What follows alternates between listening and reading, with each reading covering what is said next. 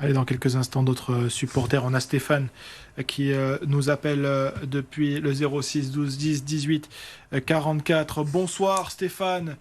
Vous vouliez réagir avec nous à cette défaite de l'Olympique de Marseille, cette humiliation même de l'OM. Ce soir, vous vous sentez humilié en tant que supporter de l'OM? Pas humilié, mais abattu. Plus envie de les regarder. Qu'est-ce qui a manqué selon vous dans cette rencontre entre les Marseillais et les Parisiens?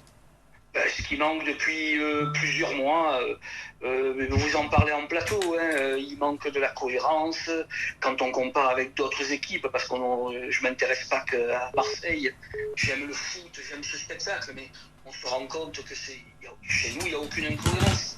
Et je me demande si c'est pas fait exprès, presque à la rigueur, parce que ça fait des années que ça dure. Vous voyez?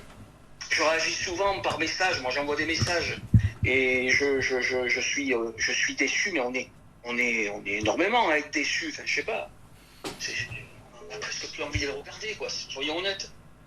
La faute à qui ce soir, selon vous, Stéphane? C'est plus au coach Roberto De Zerbi ou aux joueurs finalement qui n'ont pas été à la hauteur de ce rendez-vous? On le rappelle, ce classique, hein, quand même, c'est le match que tout le monde attend dans le championnat de France.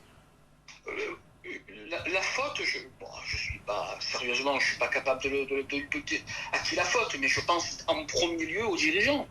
Les dirigeants, c'est les gens de terrain là qui dirigent, qui recrutent et qui entraînent les trois.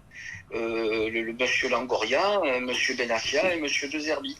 Mais monsieur De Zerbi, ça ne peut plus continuer, soyons honnêtes. On voit bien que en termes de matchs joués et de défaites, c'est pas possible.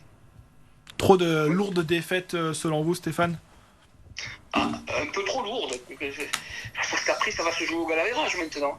Donc j'aurais préféré perdre 1-0 que 5-0, c'est sûr.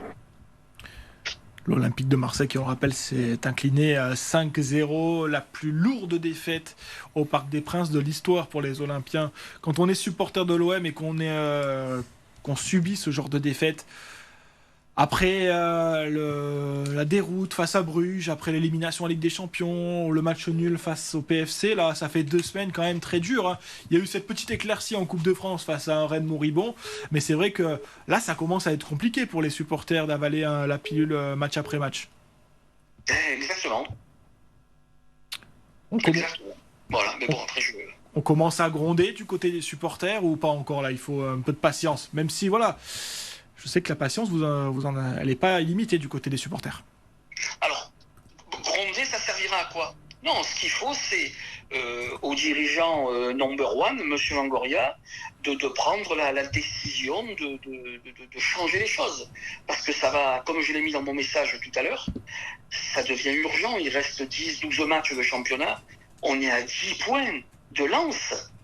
On est à 10 points de Lens. Si on doit rattraper Lens, comment on fait?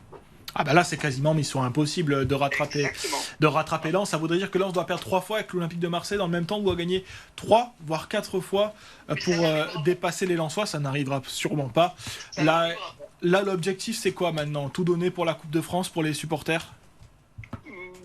Oui, oui, mais c'est pas tout donné. Non, non, c'est devenir cohérent et mettre une équipe en place des guerriers. Parce que dans ces moments-là, il faut des guerriers, des joueurs qui n'ont pas envie de perdre. Et pour ça, il faut lever deux herbies. Mais c'est grave ce que je dis, parce que qui je suis, moi, pour dire il faut lever deux herbies. Moi, je pense il n'est plus maître du jeu. Son jeu ne va pas. J'ai du mal à vous dire combien de matchs il m'a régalé. Je vois plus de matchs de déception que de régalade, comme on dit.